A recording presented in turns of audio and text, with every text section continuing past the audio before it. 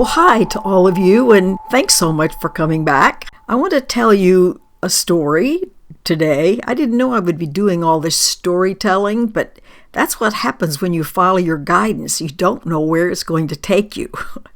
In this case, I have recently met a lovely new friend whose father's family comes from a line of Sephardic Jews. Now, do you know what Sephardic Jews even means? Those are the Jewish people who came from Spain in the Middle Ages. And of course, they came up to Spain many centuries before that from the Near East. But we know them as the Jews who lived there in the middle centuries. It was a time in Spain when, amazingly enough, everybody got along. The Jews, the Muslims, and the Christians were all supportive of one another. There was intermarrying between those different groups of people, and everything was working fine, except that apparently there was a little more goodwill and a little more getting along than the church and the monarchy could tolerate. So the unintended consequence of being liberal was too much friendliness. Does that not sound exactly like egos operate today? So they issued an edict that said, all right, Jewish people, although of course you haven't done anything wrong in reality, here are your options. You can either go into exile, we'll give you 4 months to settle your business, collect your belongings, and leave. Or you can earnestly and sincerely convert to Christianity. Of course, the sideline for that is that if all those people converted to Christianity, they are now suddenly available to be questioned by the inquisitors because, of course, the Spanish Inquisition was still going on full blast at the time. Or the other option was that they could be executed. So there you have it. Now, the option not on the table was to just leave everything alone because it was working just fine so far as everybody but the church and the monarchy was concerned. So this particular friend's family moved further east than a lot of the exiled people. They moved to Baghdad, where they lived for many centuries, right up to the beginning of the Second World War. And this person's family had been very, very successful in that part of the world, but the Iraqi government was sympathetic to the Nazi cause. They were not so draconian in their treatment of the Jewish people, but they did take all their holdings, take all their land, take all their possessions. So basically what they did was leave again.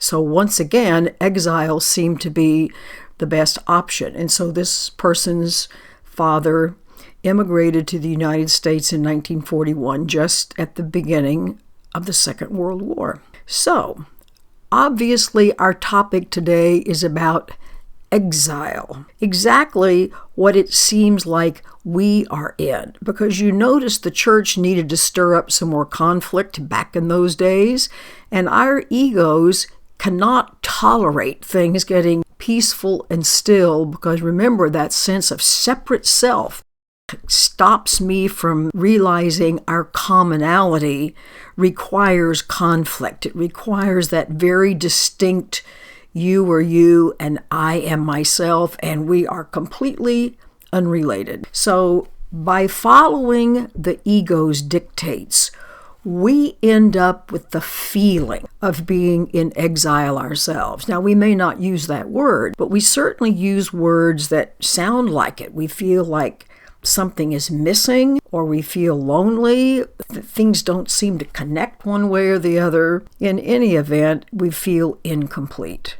And we have no idea how we are unwittingly causing that. But we presume that somewhere, somehow, someplace, there is a better circumstance than the one we're in now. Well, what we have to realize is that the communion between all things has never been broken.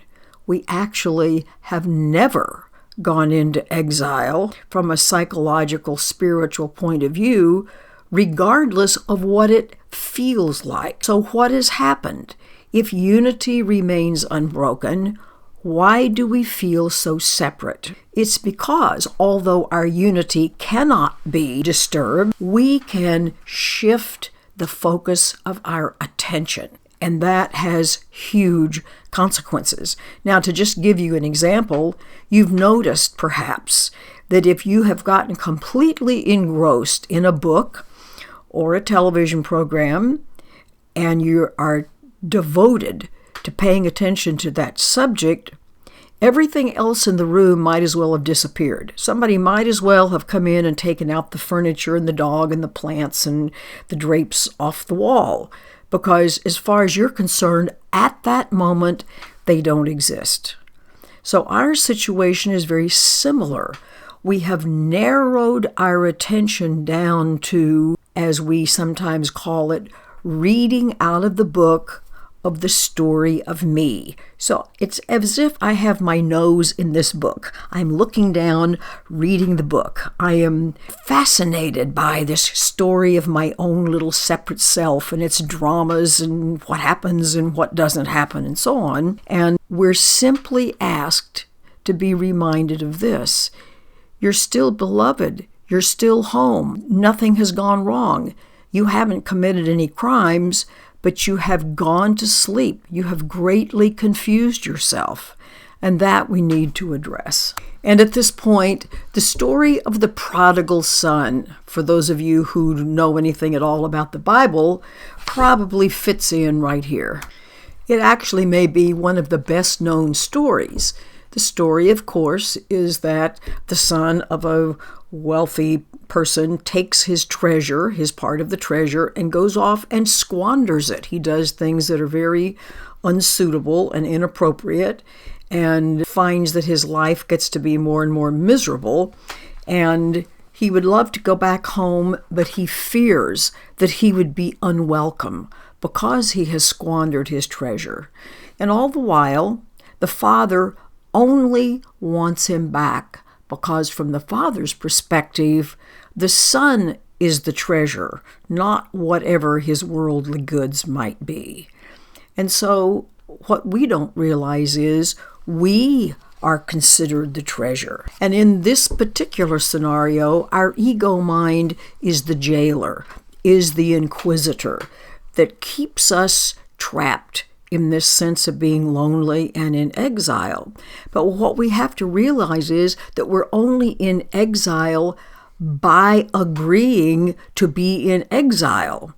Because if being in exile is a matter of simply narrowing our attention to it's all about me and my dog and my stuff and what I want and what I need and I can do something about that. So that if I'm willing to unclench my fists, hanging on to my particular worldview, because to do so is like saying, please keep putting me back in the torture chamber. That's not smart. A Course in Miracles is designed to guide us out of exile. That's what it's for. It allows us to more accurately program ourselves by believing things that are more accurate, that are more loving, that are more open, that are more true about both what we are and where we are. It allows us to reframe our position about ourselves.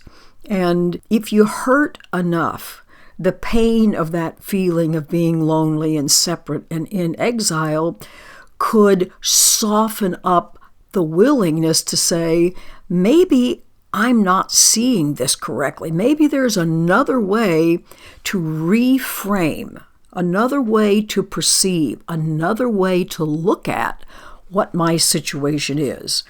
And when we do that, the guidance of A Course in Miracles or other valid paths is to return our attention to the whole instead of the little story about me, where it's just about me and what I want and am I getting my way and that sort of thing. Another way you could say it is that bringing my attention back happens as I release my fear, as I claim my inheritance, as I claim the gifts of creating my experience here by my own declarations. So if we could release our fear of just being willing to have a tiny bit of doubt about the way we look at things, and to say, what if it's true that I am much more than this pathetic little story of me, and that who I really am is